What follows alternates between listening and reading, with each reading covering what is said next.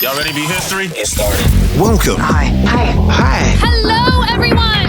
To the Pro Audio Suite. These guys are professional. They're motivated. With Text the VO stars. George Whittam, founder of Source Elements. Robert Marshall, international audio engineer. Darren Robbo Robertson. And global voice. Andrew Peters. Thanks to TwistedWave, Austrian audio. Making passion heard. Source Elements. George the Tech Whittam. And Robbo and AP's international demos. To find out more about us, check theproaudiosuite.com. Line up, ladies! Here we go. Welcome to another Pro Audio Suite. Thanks to TriBooth. Don't forget the code TRIPAP 200. That will get you $200 off your TriBooth. And Austrian Audio, making passion heard. Now, I'm currently recording at my end a safety of using TwistedWave. And George, you've heard some information about TwistedWave, something new. Yeah. So TwistedWave, for those that don't know what it is, I mean, it's a very nice, elegant, and basic-looking application for recording and editing two-track or multi-channel audio. It's not a multi-track DAW. It's just for editing, really. It's been around for a long time. I've been using it for over 15 years. Wow. And so in doing so, we've gotten to know Thomas, the developer, and one of us in this room. Not the tank engine? Not the tank engine. No, that was George. One of us in this room has actually met Thomas and had a beer and a I did. I was in Gay Paris and caught up with Thomas for a beer and a chat. Nice. So it's just been nice to have a relationship with a developer like this for a long period of time. And, you know, his ability and bandwidth to open up to new ideas ebb and flow, as we all do, right? Based on everything else going on. But as of lately, he's dropped a few new updates, incremental updates, and each one of them has had a feature that I've lobbied him pretty hard to add. So I have to take a little bit of credit and say, you know, these are there. Co-created by. Yeah. So the first one that dropped a couple weeks ago was an update from version 32.2 to 32.3. And in that version, he added a feature that I just feel like it's been needing to be there for a very long time, but he's finally done it. So one of the things that I do a lot with processing is I like to use normalizing in conjunction with my processing. I like to calibrate my input level, then process it, right? And you know, not only can you normalize to a peak, but you can normalize to an RMS level, which means if you normalize your audio to an average level, an RMS or a LUFS, and then process, you can get a very predictable outcome. Will we all agree with that? Absolutely. You know, dynamically, like dynamics-wise, et cetera. So it was always like a multiple step process. You have to first open your file, then you record, then you edit it, then you normalize to a certain value, then you apply processing, then you get your result. And that sounds easy enough, but if you're working quickly and trying to go through 20, 30, 40 auditions a day, it can get a little redundant. Well, finally now you can map all of that to a single keystroke because you can now create a batch with, a batch has always been there, but a batch that can be mapped to a keystroke.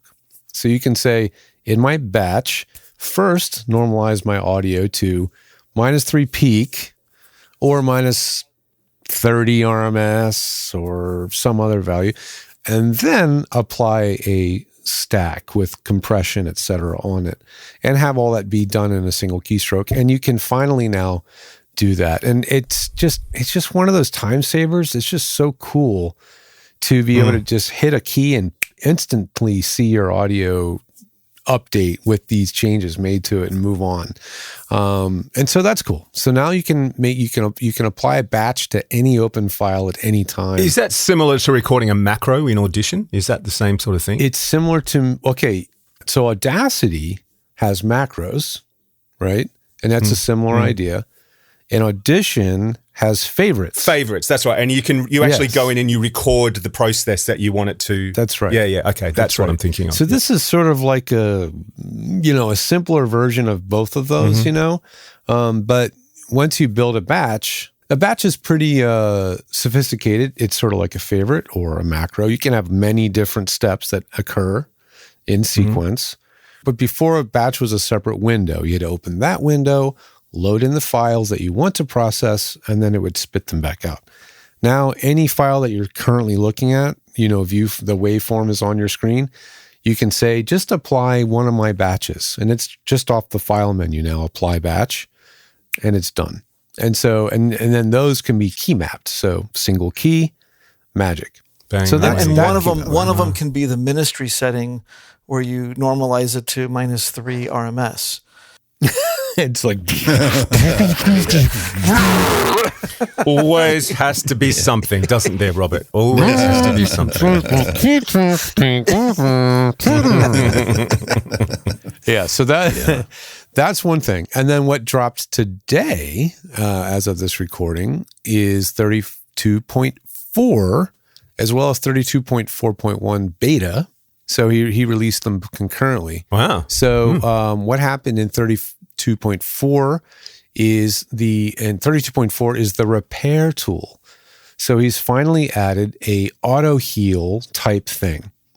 So you can select any little short region of audio and just hit the letter R, and it just smooths it out. It's the sort of pencil tool of clicks.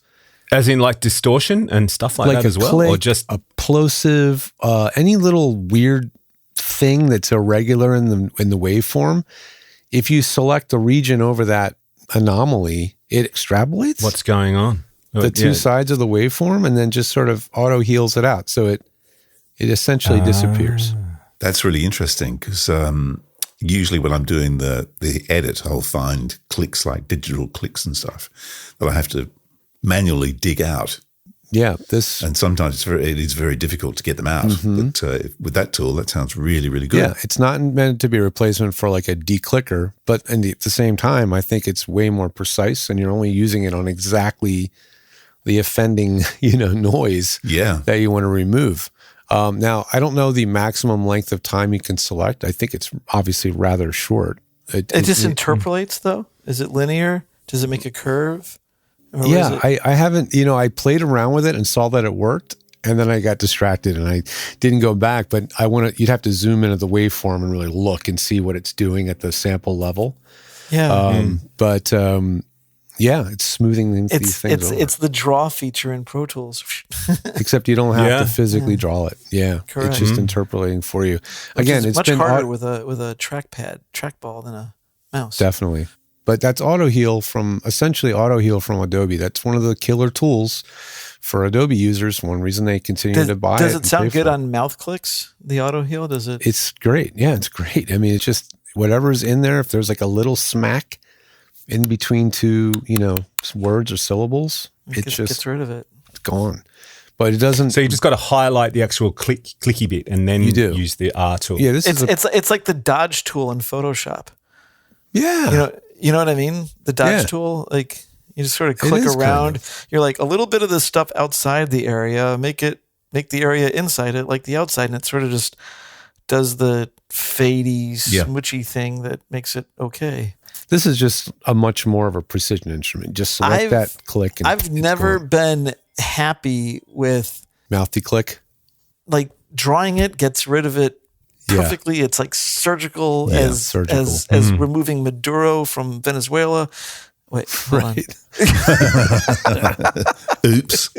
No, it is, but it is like very precise and has no artifacts. And I think even with like the isotope one, those are extremely quick. Yeah.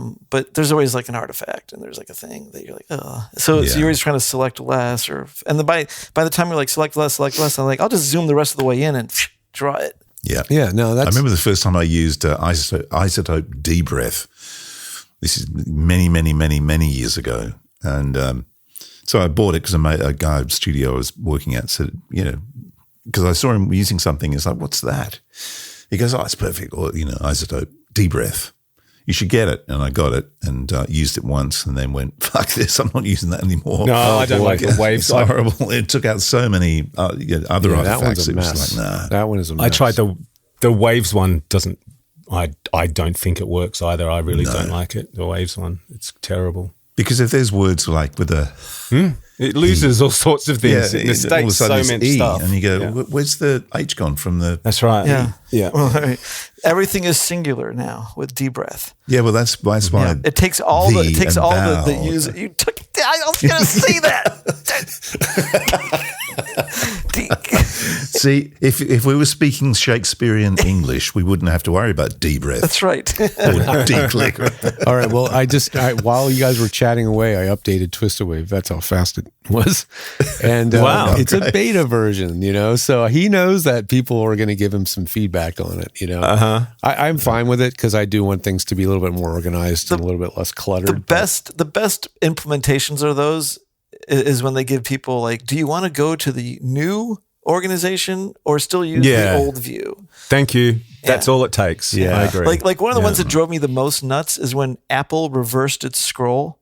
Oh, absolutely. Do you know what I'm talking about? Yeah, it's called natural direction. Natural scroll direction. Oh my God, did that fuck with me? Yeah. And so anybody who's been wondering that, that's all the stuff that's like automatically wired, right? It's like, it's in your brain. It's like Command X and Command P and all that sort of stuff. It's just just in your brain. You don't even think about it. And you're scrolling down and the page is going up and you're like, what is going on? I know. And then all of a sudden they change this shit and you're like, hang on, am I going fucking nuts? No, I know. It's like, what's going on? Brain stuff, there's this guy, this Swedish guy, I forget when, in 1800, he put on these pair of glasses that made everything upside down for him, the whole world.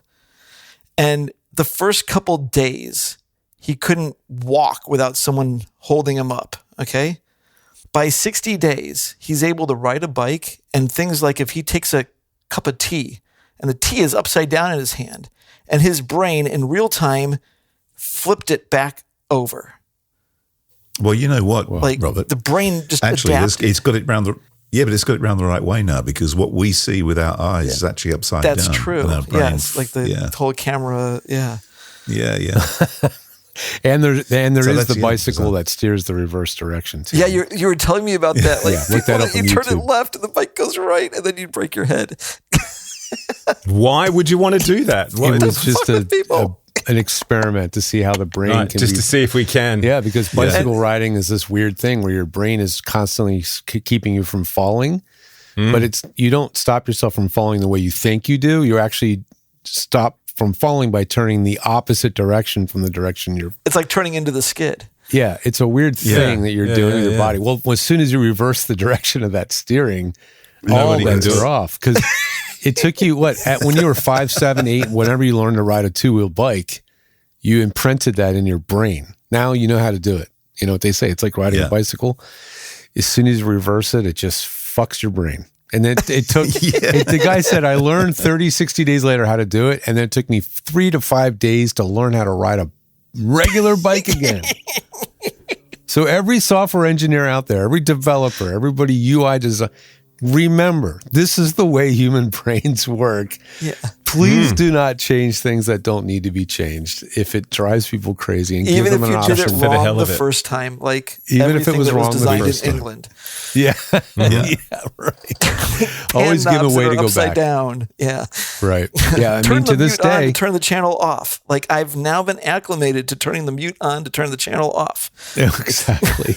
It's not on; it's on to off. Right. On, turning that on makes that go off. Okay, fine. We've all learned that, you know. Yeah. And thankfully Apple still has a checkbox that says natural scroll direction. And you uncheck that. And it goes back to normal. Back to the way it was. Yeah. Oh boy. Well, anyway, thanks Thomas for the new stuff. And that's just part of your subscription if you're a current user. Yay. I'm going to get that. I'm going to get that update for sure. Yeah. Well, that was fun. Is it over? The Pro Audio Suite, with thanks to TriBooth and Austrian Audio, recorded using Source Connect, edited by Andrew Peters and mixed by Robbo. Got your own audio issues?